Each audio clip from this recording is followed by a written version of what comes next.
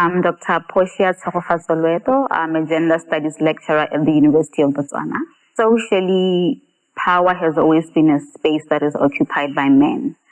And for women to enter that space, they have to contend with quite a lot. And that has always presented obstacles and challenges that really sort of like prevent women from advancing in politics. Women are seen as mothers and wives more than anything. In Setswana, we've heard Setswana sayings like, and sometimes we take these things very lightly, but they actually reinforce ideas that women cannot lead, or we can't have women leading or being in spaces of power. It influences how we see women because of these cultural stereotypes. So for the most part, you are not really seen as someone who can occupy spaces of power. You're seen as someone who has to be home, take care of the children, cook, be silent. There's a certain position that you're supposed to be in as a woman. So I think firstly, from a larger sociological perspective or the social structure, that's how women are usually viewed. By virtue of politics being a male-dominated institution, you find that there's so much hostility towards women who try to aspire for political office or who have any kind of political aspirations. For the most part, one, you have to contend with the fact that you don't have money for campaigns. Poverty wears a feminine face, and women don't have the financial muscle or the economic muscle to contend for politics, which is a very important step to get you into the process. And then secondly, women have to contend with sexist attitudes from their male counterparts, where you are seen as an object. You are seen as this girl who should be cheering on the men who are the powerful leaders or who are really always at the forefront of the process of politics. You have to contend with the sexual harassment. You have to contend with comments about your body, your physical body. If you remember 2003, 2004, Dr. Kathleen Letsabo, I think she was contesting for, it must have been Gaborone Central. And one of the newspapers around published this very demeaning picture of her. It was a cow which had a head of Dr. Kathleen Letsabo. And that was just really demeaning. It was just humiliating that, she lost. If she's not ready to be in that space, she has to get out, So there's so much hostility, just the words, just the language itself of politics. It really, really, really, really keeps women way, way too far.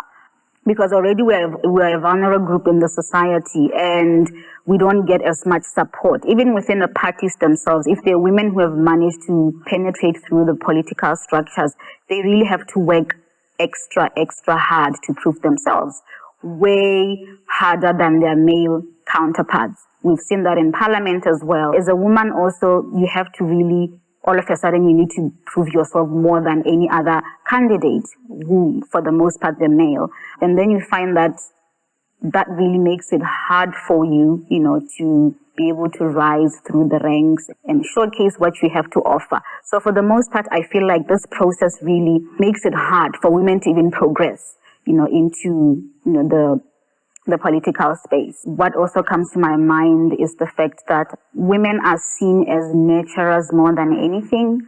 So you are not necessarily looked at as someone who can challenge, who can advance thoughts, a thinker. So you're already dealing with these internalized dispositions about who you are supposed to be as a woman.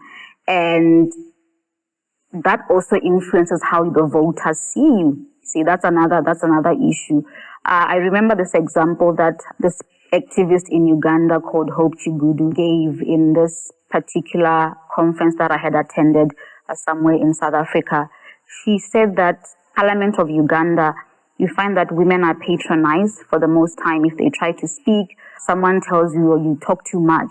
This is why you failed in your marriage. This is why your husband is cheating on you, etc. You are attacked based on your looks, and your capabilities are often attacked based on these roles that the gendered roles that are prescribed by our cultures, that you should be quiet, you should be silent.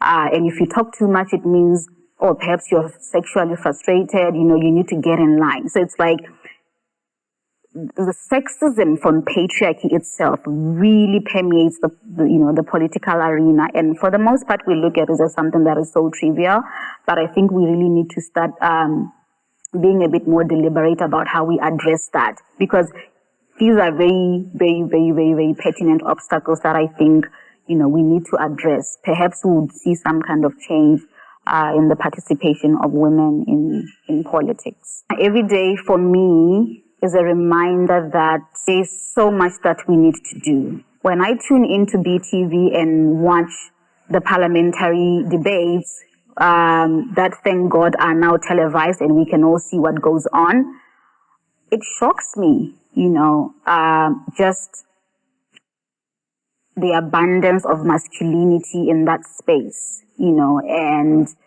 just the lack of, or just the invisibility of women. One, because they are not there, and two, because those that are there, they don't necessarily have ways of their voices being amplified. The fact that women are expected to prove themselves 10 times more, and you wonder, they are proving themselves against a certain kind of, or painful kind of male mediocrity that you see in parliament.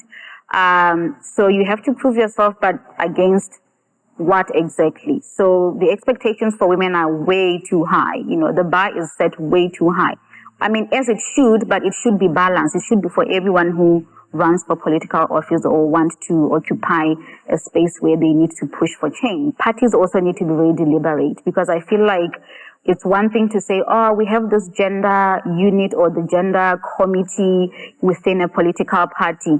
But what are the goals? What are the milestones? What are the timelines that you give yourself as a party that you should have achieved this and this and that in terms of having the representation of women? At the end of the day, they are these spaces where these processes occur, right? I'm very much interested in knowing what they are doing deliberately, actively doing to ensure that women are part of these spaces, or young people are part of these spaces, not as cheerleaders, but as people who are smart, as people who can offer something, as people who can be part of the bigger dialogue. And also, I think we need to move towards politics of rigor. We can't have petty politics like Freedom Square politics. We need to move towards rigorous engagements, because this is a process that affects our lives. How exactly is this process impacting on our life? Is it positive? Do we see any change? What kind of change do we want to see as a country or as any party? So I think for me, I'd love to see more rigor. I'd love to see more like an open discourse, for the country to talk about some of these things, because for the most part, we don't talk about how difficult it is for women to get into these spaces, or young people, because ageism, because of sexism, it's very hostile and it's unfriendly. And the people that could potentially be the change drivers, they stay away from some of these spaces, and it's not helping us at all. Media reporting is very important in politics, because the media really is the voice. The media ideologically influences how people think, generally the views of the people about anything, including politics. I had a very interesting conversation with a friend of mine who happens to have been an editor at some point in one of the newspapers in Botswana. And he brought certain things to my attention that I thought, I think these are very, very important. You find that a lot of our editors are men. And we need to ask ourselves, what are their politics? And when I say politics, I mean, what is their viewpoint with regards to women and power? What is it that they write, or what is it that they finally okay that goes into the public? And then you find that within media houses, women are not there in positions of decision making or really having to decide what goes out into the public. Women are often relegated to positions of maybe working with the tabloids, lifestyle, fashion, etc. So that already is very problematic, because at the end of the day, if you have a line of men who think a certain way, because it's also very important, what do these particular individuals think? Because at the end of the day, they influence what you get to read. Is it balanced? Do they understand that it's important that they portray a balanced views and how do they write about women in politics, etc. So I think if we were to take care of those things, then we can really address the media bias in as far as how women are represented with regards to politics. Women are often evaluated through their looks in politics because that is purely the nature of patriarchy and power, because patriarchy says a woman's position is this particular position. The only thing we care about as far as a woman is concerned is their looks, their body. So I'm not surprised that you find this particular disposition seeping right into politics, because that's just the nature of patriarchy, misogyny, and of course the sexism that we see. You find that, yeah, women are really expected to be the cheerleaders in the party. Do they give the party a certain kind of image? Are they able to balance out the party? And you see, this also still plays in how they are seen as women, you know, just like the gender aspect of what it means to be a woman in a society. So we want you to be quiet. We want you to be nice. We want you to be, you know, less questioning. We don't want you to cause any problems.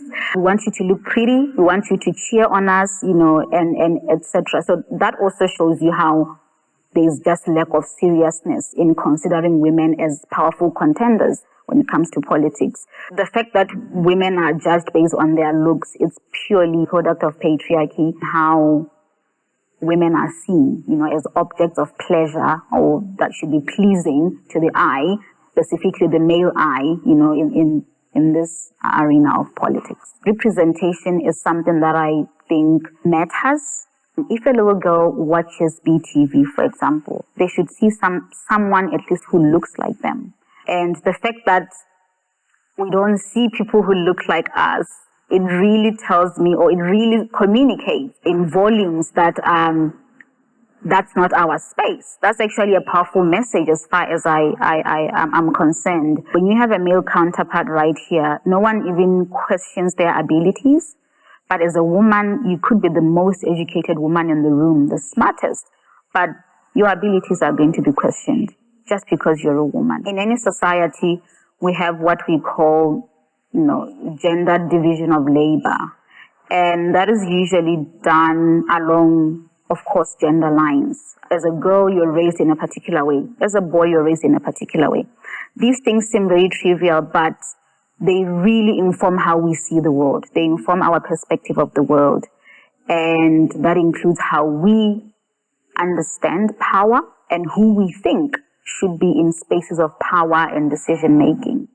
If women are seen as carers and nurturers, as soft, I mean, which they should be, soft is fine, but I think it's usually used to kick women to the sidelines that are, okay, you're soft or you're not good enough. It's not surprising that even the voters themselves, they don't understand that you need a candidate who is capable. It doesn't matter if they're a man or they're a woman. But mostly I do believe that if people get to voting, there's a certain kind of appeal that they're looking for. Does this person look like they can be a leader? And what does it mean? You know, do they look like they can be a leader? That really also influences how we vote. And we always talk about voter education and its importance. Not only is it important to teach people about the importance of voting for a capable candidate, but also to, you know, bring to their attention just the gendered nature and its thoughts with regards to how we see women. So a woman could be very smart, but the fact that she's a woman, she could just be, you know, kicked to the curb because she's not appealing, you know, in a voter's mind as someone who can lead, because the voter has a certain kind of understanding of what a leader is supposed to look like. It's basically the entire history of the country. The numbers of women in parliament are indicative of that, of what's lacking and how far or how much work we need to do. We can inspire change by refusing to have business as usual type of mindset. Change is something that relies entirely on growth. And I feel like as far as the political landscape is concerned in Botswana, there hasn't been any kind of growth to inspire any kind of change. You look at young people, for example, what is it about politics that could make young people to be interested in politics?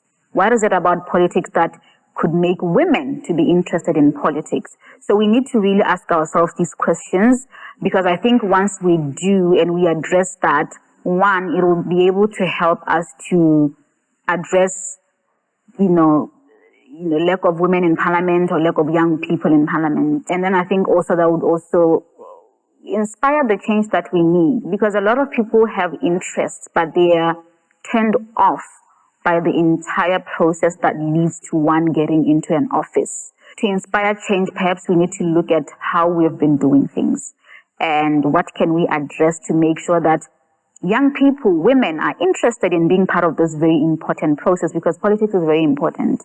I mean, it's the reason why the country goes on and what's done, how the country is run, the decisions that are made about our lives, etc. So we need people who think differently. And for us to have people who think differently, we have to have an allowance for that. We have to create a space that would allow people to think differently. Change can only be inspired by thinking differently. If we don't think differently, I don't see how anything can change. So, because we've been at this for years and years, 50 plus years later, I feel like still the same.